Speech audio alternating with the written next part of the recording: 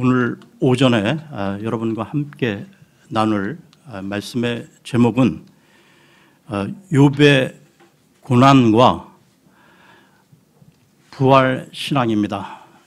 욥의 고난과 부활 신앙.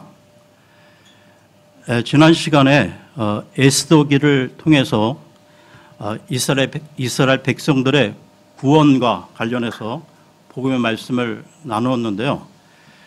오늘은 욥기로 넘어가겠습니다. 모두들 아시는 바와 같이 욥기 하면 제일 먼저 머리에 떠오르는 것이 고난인데요.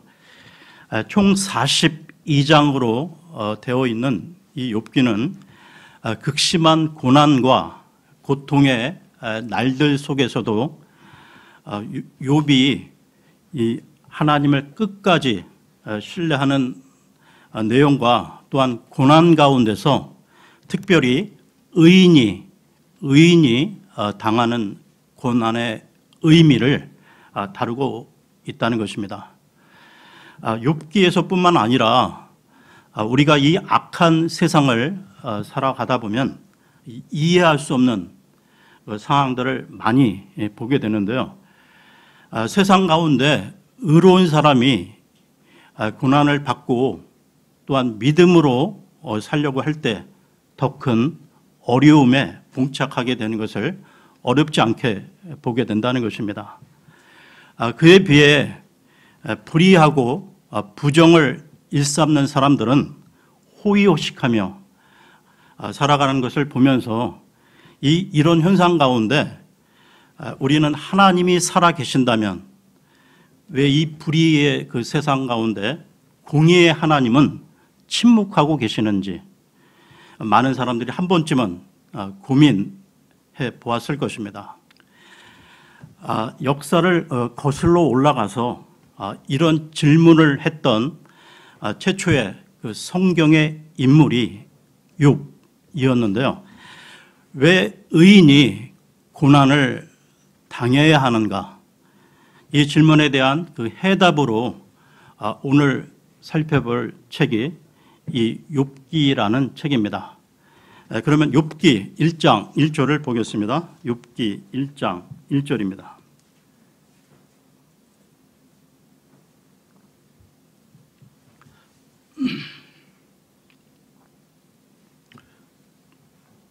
우스 땅에 욥이라는 이름의 한 사람이 있었는데 그 사람은 완전하고 곧바르며 하나님을 두려워하고 악을 멀리하는 자더라. 욥이 어떠한 사람이었는지 밝히고 있는데요. 성경의 그 구약 신약 그 총 66권의 그 각 권의 그 서두에서 한 인간에 대하여 이처럼 큰 칭찬으로 시작하는 책은 없다는 것입니다. 그가 살았던 우스라는 땅은 에돔 땅으로 지금의 이라크와 사우디아라비아 국경지대에 위치한 지역으로 알려져 있는데요. 욥이 그 살았던 시대는 그 창세기에 그 아브라함, 이삭이 살았던 족장 시대로 신학자들은 추정하고 있습니다. 그런데 중요한 사실은 하나님이 욥에 대해 의롭고 경건한 인물로 소개하고 있다는 것이죠. 욥기 1장 8절을 보겠습니다. 1장 8절입니다. 주께서 사탄에게 이르시되 네가 내 종 욥을 깊이 살펴보았느냐? 그와 같이 완전하고 곧바르며 하나님을 두려워하고 악을 멀리하는 자가 땅에 없느니라 하시니라. 그리고 2장 3절을 보시면 지금 읽은 말씀과 똑같은 말씀이 나오고 있다는 것이죠. 보십시오. 이처럼 하나님은 두 번이나 욥의 경건과 그 의로운 삶을 인정하셨다는 것입니다. 특별히 하나님은 욥을 내 종이라고 부르시는데요. 이 말은 하나님의 특별한 인정을 의미하는 것입니다. 여러분, 사람이 사람에게 인정받기는 쉬워도 하나님의 인정을 받는다는 것은 결코 쉬운 일이 아니기에 그의 의와 경건이 얼마나 신실했던가를 짐작할 수 있습니다. 그리고 1장 5절에 보면 그의 의로운 일면이 나와 있는데요.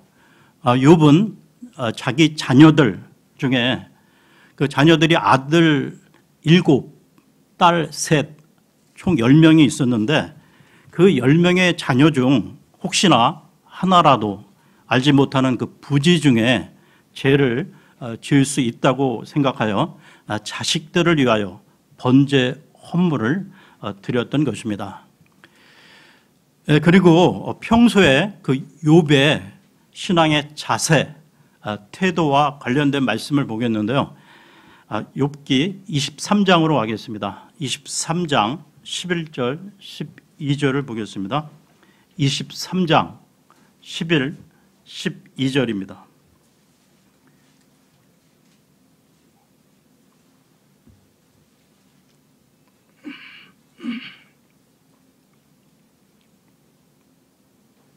내 발이 그분의 발걸음을 붙들고 그분의 길을 지켜 치우치지 아니하였으며 내가 그분의 입술의 명령에서 돌이키지 아니하고 내게 필요한 음식보다 그분의 입의 말씀들을 더 귀히 여겼도다.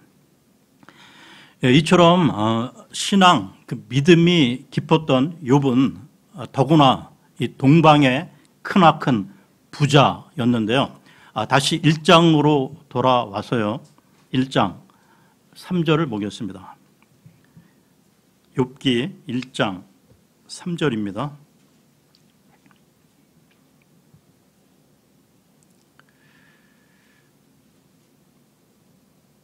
또한 그의 재산은 양이 7,000마리요 낙타가 3,000마리요 소가 500결이요 500결이라는 말은 1,000마리라는 겁니다. 암나귀가 500마리이며 집안 사람들도 매우 많이 있었으므로 이 사람은 동쪽의 모든 사람 중에 가장 큰 자더라. 곧바르고 이 경건한 욥이 이런 부를 누리는 것을 보면 그는 실로 대단한 인물이었음을 알 수 있는데요.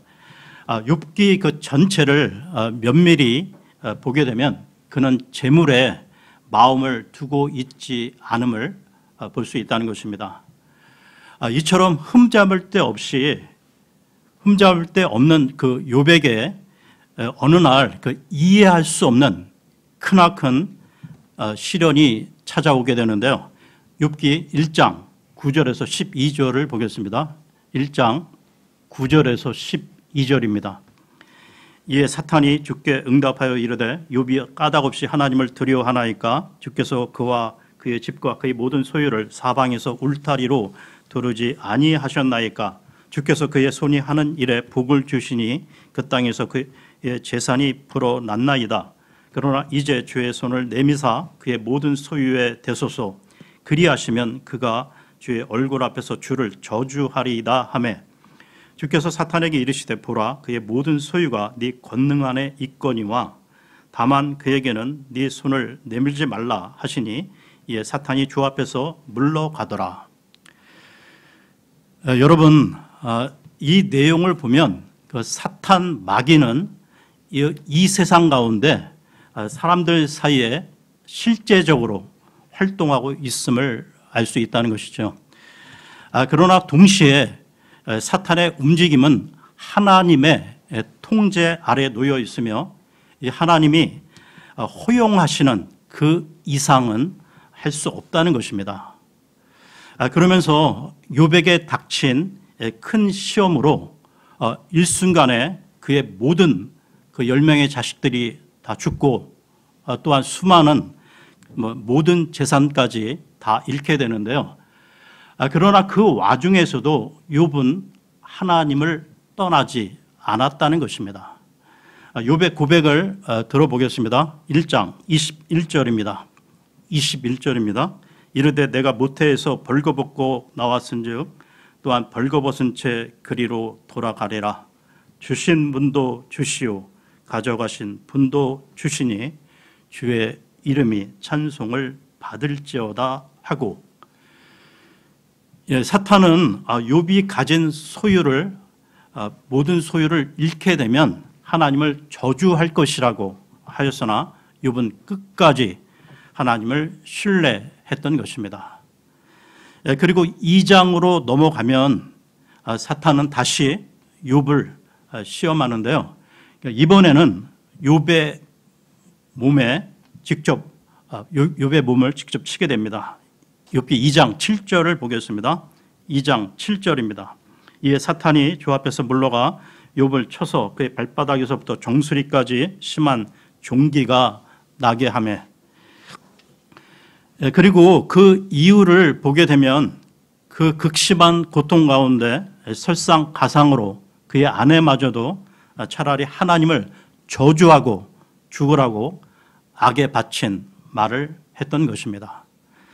그러면서 그때 욥의 그 세 친구들 엘리바스, 빌닷, 소발, 이 세 친구가 그 욥의 소식을 듣고 멀리서 찾아오게 되는데요.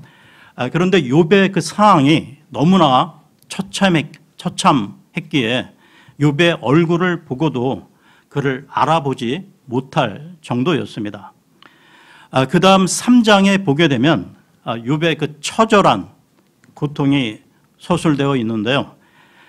자신이 태어난 그 생일을 저주했고 죽기를 갈망했으며 인생의 허무함을 탄식하고 있습니다. 그리고 4장부터는 욥과 그의 세 친구들 사이에 논쟁이 벌어지게 되는데요. 세 친구들은 마치 그 재판정에서 피고를 신문하듯이 욥이 당한 고난은 죄의 결과라고 추궁합니다. 그러니까 친구들은 욥이 뭔가 무슨 죄를 지었으니 이런 고통을 당하는 것이 아니겠느냐 하며 계속해서 욥을 괴롭히지만 욥은 자신의 무죄함을 주장하는데요. 이런 변론의 내용이 31장까지 계속 이어집니다. 그런데 32장부터는 새로운 사람이 등장하게 되는데요. 그 이름이 엘리후라는 사람이었습니다. 엘리후는 욥이 그 자기의 그 결백을 주장하기 위해 하나님께 항변하고 하나님이 왜 의인에게도 이 고통을 주시냐고 말하는 것은 이 하나님을 불의한 분으로 비치게 하는 것이기에 옳지 않다고 지적하고 있습니다. 그러면서 엘리후는 욥에게 이 고난을 통해 사람을 다루시는 하나님의 손길을 보도록 인도하고 있는데요. 마침내 마지막 장인 그 42장에서 끝까지 그 인내했던 욥에게 하나님이 갑절로 보상해 주시는 것으로 욥기는 끝을 맺고 있습니다. 여러분, 이 욥기는 왜 의인이 고난을 당해야 하는가를 계속 묻고 있는데요. 우리 인간의 관점에서 볼 때 고난에는 세 가지 종류가 있다는 것입니다. 첫째는 믿음을 지키기 위한 고난인데요. 악한 세상 가운데 믿음으로 살려고 할 때 고난을 받게 되는데, 이 고난은 그리스도를 위한 고난이고 나중에 상급과도 연결되는 의미 있는 고난입니다. 이와 관련된 말씀 베드로 전서로 가겠습니다. 베드로 전서 5장 8절에서 10절을 보겠습니다. 베드로 전서 5장 8절에서 10절입니다.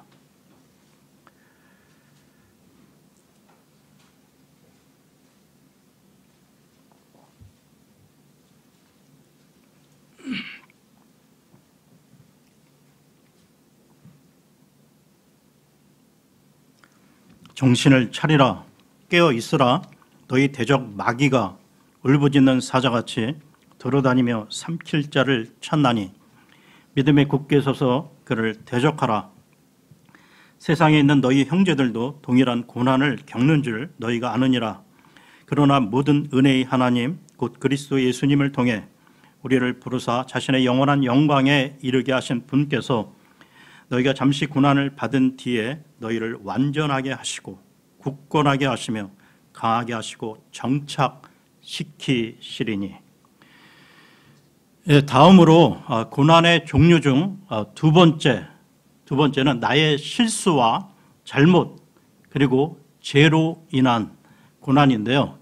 그러니까 나의 탐심이나 욕망, 죄로 인한 고난으로, 그러니까 이런 고난은 하나님의 영광을 가리우게 되는 결과가 될 수 있다는 것입니다. 그리고 고난의 종류 중 세 번째는 그 이유를 잘 알 수 없는 고난으로 왜 자신이 고난을 당해야 하는지 알 수 없기에 당하는 본인은 더 힘든 고난입니다.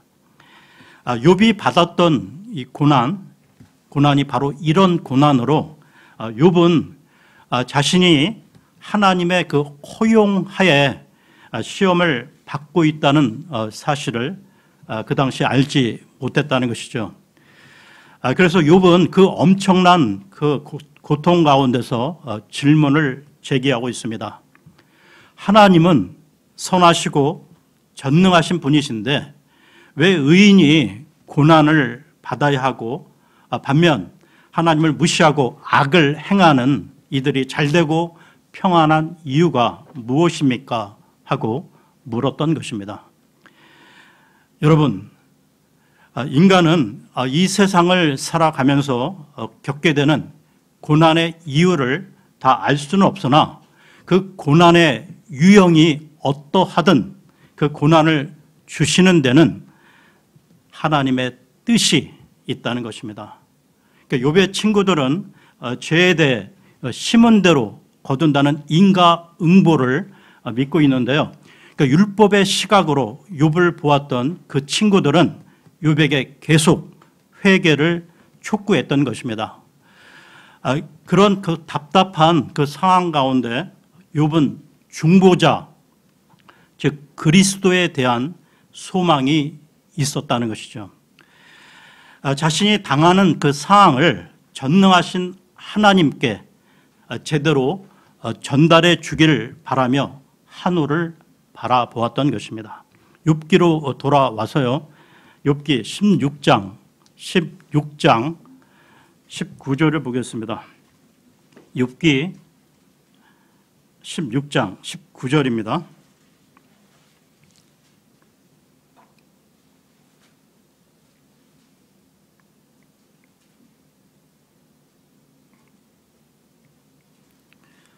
또한 보라, 이제 내 증인은 하늘에 계시고 내 증거는 높은 데 있도다. 여러분, 우리들 또한 이 세상 가운데 살아가면서 남에게 그 말할 수 없는 갖가지 어려움을 겪을 때 사람을 바라보거나 사람에게 뭔가를 기대하지 마시고 오직 예수 그리스도만을 바라보십시오. 우리 그리스도인은 오직 예수 그리스도로만 답을 내야 하는 사람들이기 때문입니다. 중보자 대신 예수 그리스도는 지금 하나님 왕자 그 오른편에 계시며 하나님과 우리 사이에 바른 관계를 위해 계속 중보하시고 계심을 잊지 마십시오. 이와 관련해 에베소서로 가겠습니다. 에베소서 2장 5절에서 7절을 보겠습니다. 에베소서 2장 5절에서 7절입니다.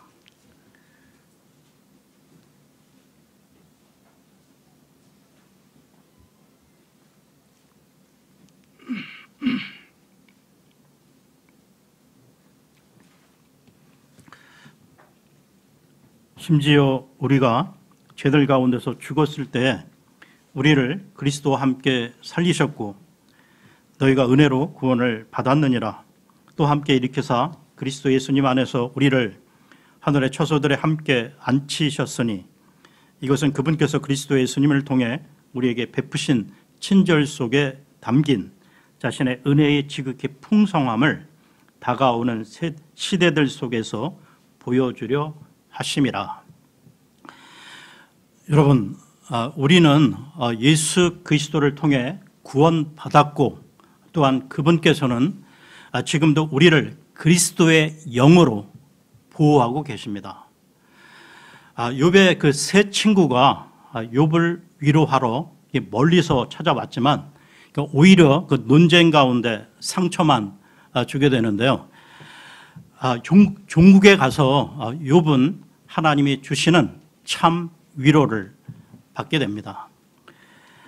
힘들고 어려운 문제가 생길 때 나 혼자 당하는 것이 아니라 우리 주님이 내 사정과 형편을 잘 아시고 나와 동행하시기에 우리는 참 위로를 받게 된다는 것이죠. 이와 관련해 고린도 후서로 가겠습니다. 고린도 후서 1장 3절에서 4절을 보겠습니다. 고린도 후서 1장 3절 4절입니다.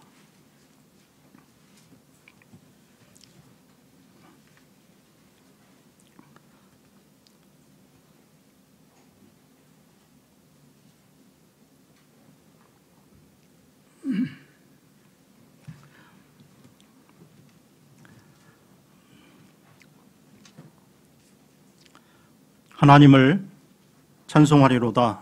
그분은 곧 우리 주 예수 그리스도의 아버지시요 긍휼의 아버지시며 모든 위로의 하나님이시니라.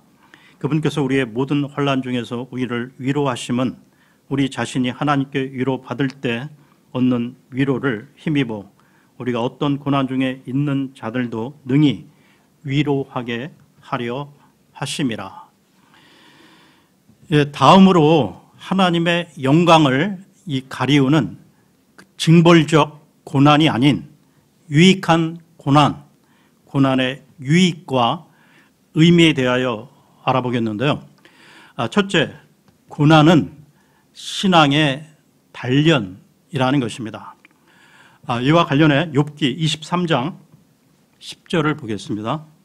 욥기 23장 10절입니다.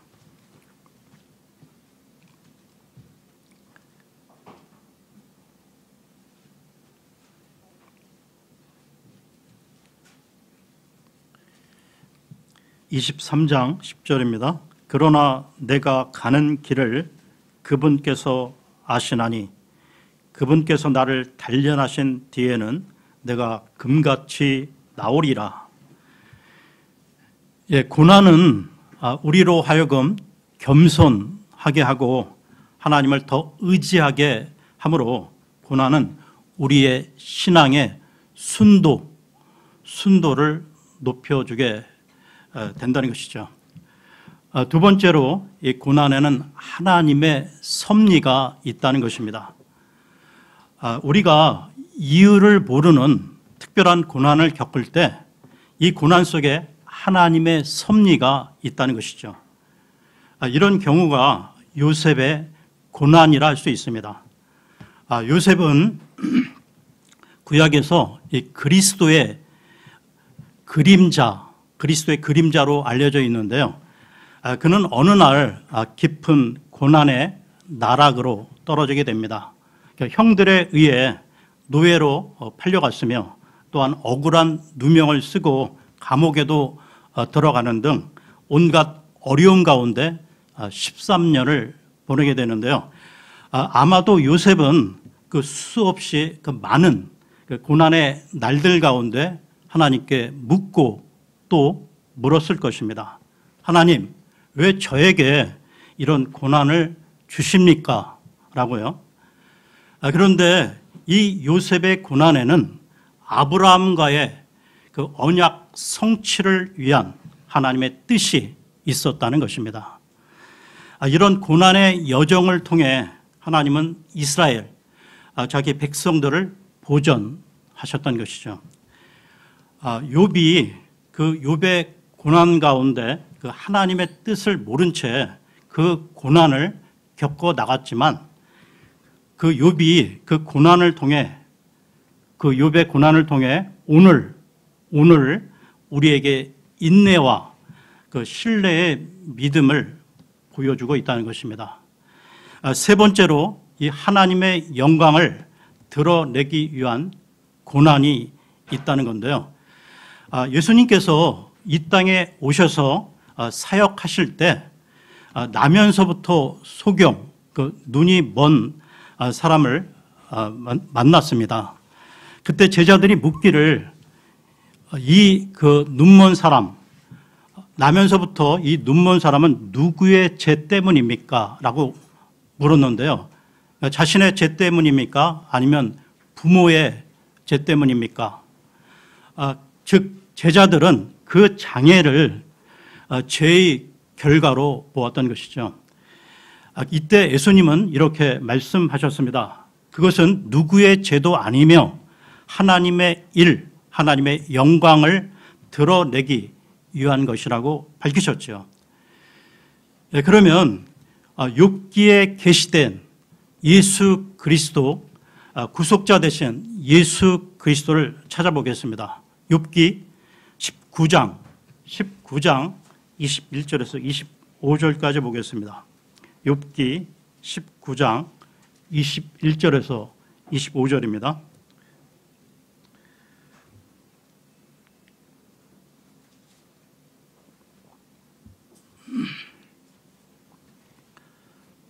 오, 내 친구들아, 너희는 나를 불쌍히 여길지어다. 나를 불쌍히 여길지어다. 하나님의 손이 나를 건드리셨느니라. 너희가 어찌하여 하나님처럼 나를 핍박하며 내 살로 만족하지 아니하느냐. 오, 이제 내 말들이 기록된다면 얼마나 좋을까. 오, 그것들이 한 권의 책으로 인쇄된다면 얼마나 좋을까. 그것들이 철필과 납으로 바위에 영원토록 새겨진다면 좋으리로다. 내가 알거니와 내 구속자께서 살아계시고 또 마지막 날에 그분께서 땅 위에 서시리라. 우리 주 예수 그리스도는 이 땅에 오셔서 이 모든 죄와 사망 가운데 우리를 구원해 주신 분으로 구약의 예언을 성취하셨는데요. 예수 그리스도께서 이 땅에 오신 것은 하나님과 인간을 화해시키고 화목해 하기 위해 완전한 구속의 은혜를 어린 양인 자신의 피로 치르기 위해서였습니다. 고난 가운데 있던 욥은 그 예수 그리스도의 재림에 관해 그 언급하면서 부활에 대한 소망을 밝히고 있다는 것이죠. 욥의 신앙은 한마디로 구속자 되신 예수 그리스도를 통한 부활을 믿는 믿음이 있었다는 것입니다. 그 다음 구절인 19장 26절, 27절 보겠습니다. 19장 26, 27절입니다. 내 살갗의 벌레들이 이 몸을 멸할지라도 내가 여전히 내 육체 안에서 하나님을 보리라. 내 콩팥이 내 속에서 소멸될지라도 내가 직접 그분을 보리니 다른 것이 아니요 내 눈이 바라보리로다. 욥은 지금 자신의 몸이 온갖 병으로 만신창이가 되어 죽을지라도 자신의 몸이 새롭게 부활할 것이라는 믿음을 가지고 있었다는 것이죠.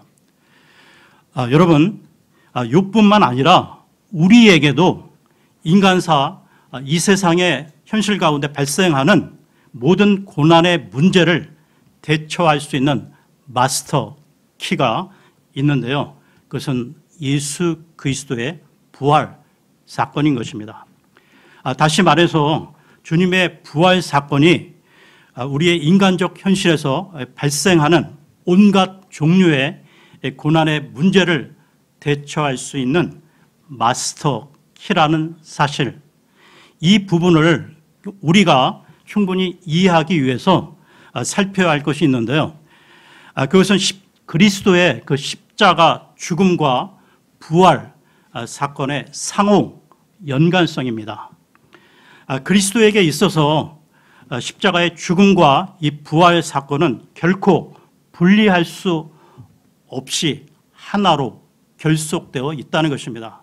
그러니까 예수 그리스도께서는 그 모진 십자가의 고난, 그 고난을 앞두고 자신의 부활을 미리 예언하셨는데요. 그것은 성전 파괴와 재건이라는 비유를 통해 말씀하셨습니다. 이와 관련해 요한복음으로 가겠습니다. 요한복음 2장 19절에서 22절을 보겠습니다. 요한복음 2장 19절에서 22절입니다.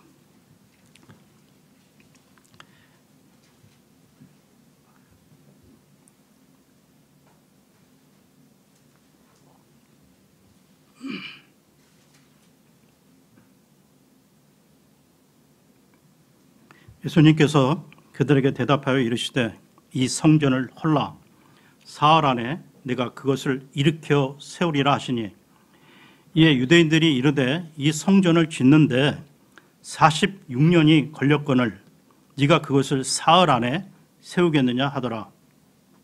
그러나 그분께서는 성전인 자기 몸을 가리켜 말씀하셨더라.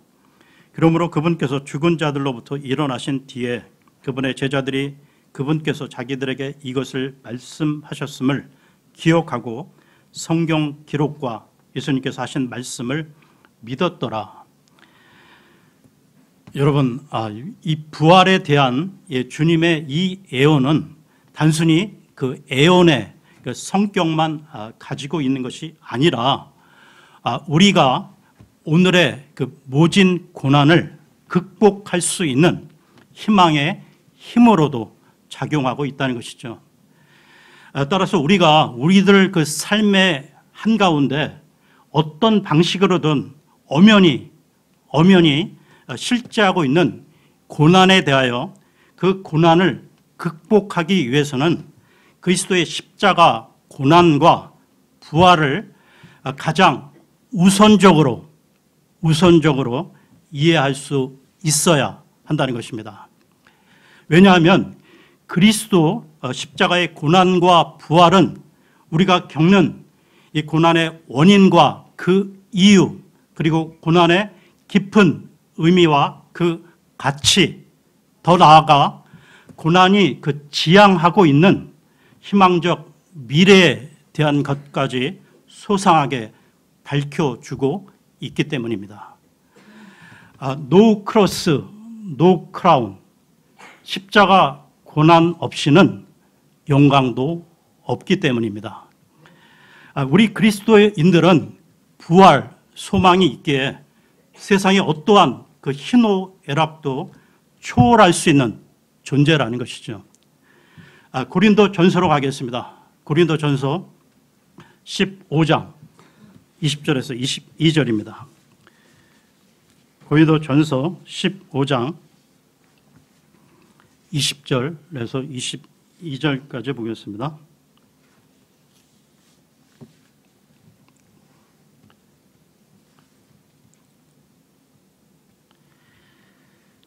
그러나 이제 그리스도께서 죽은 자들로부터 일어나사 잠든 자들의 첫 열매가 되셨도다. 사망이 사람을 통해 임한 것 같이 죽은 자들의 부활도 사람을 통해 임하였나니 아담 안에서 모든 사람이 죽는 것 같이 그리스도 안에서 모든 사람이 살게 되리라. 22절을 다시 반복합니다. 아담 안에서 모든 사람이 죽는 것 같이 그리스도 안에서 모든 사람이 살게 되리라. 아멘. 우리 주 예수 그리스도께서는 우리에게 이 죄로부터의 구원의 믿음, 부활의 믿음을 심어주기 위해서 인간의 몸을 입고 오셔서 십자가와 이 부활의 모든 과정을 보여주셨는데요.